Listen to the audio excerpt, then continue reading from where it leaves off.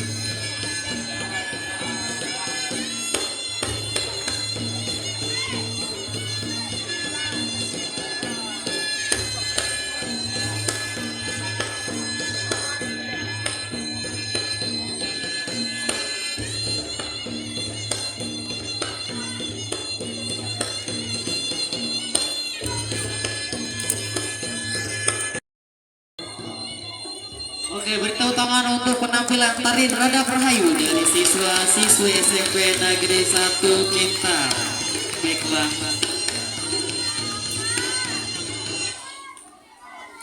Selanjutnya, marilah kita memasuki acara berikutnya, yakni sambutan-sambutan. Sambutan yang pertama, kami persilahkan kepada Kepala Sekolah SMP Negeri 1 Kitab, kepada Bapak Purwanto SPD MM. Kami persilahkan.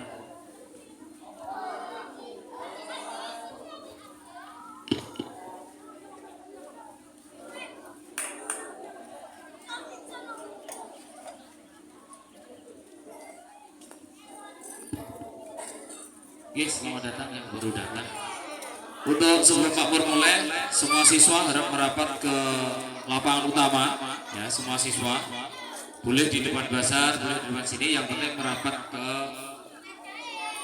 panggung utama, karena ini kalian ya, yang menikmati kalian yang mempunyai hajat, bukan cuma Pak Pur, tapi kalian semua. Izinkan untuk memberikan sambutan. Assalamualaikum warahmatullahi wabarakatuh.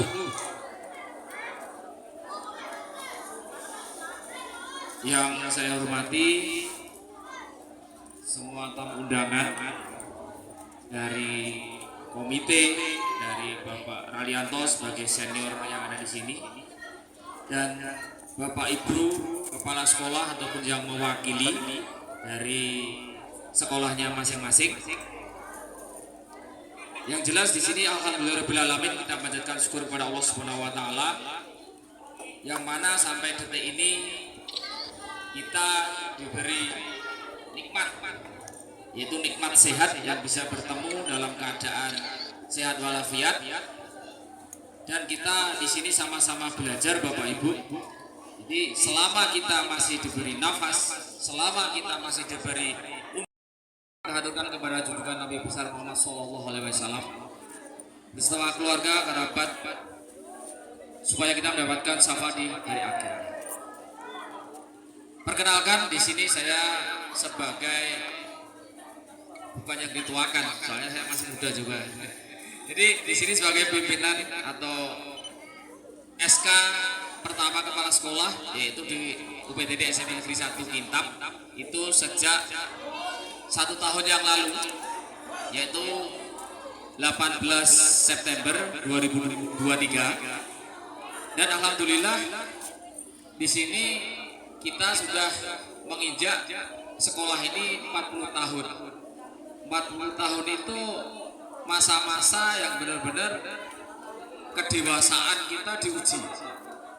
Jadi kita kadang sebagai manusia itu untuk belajar mendengarkan itu sangat sulit.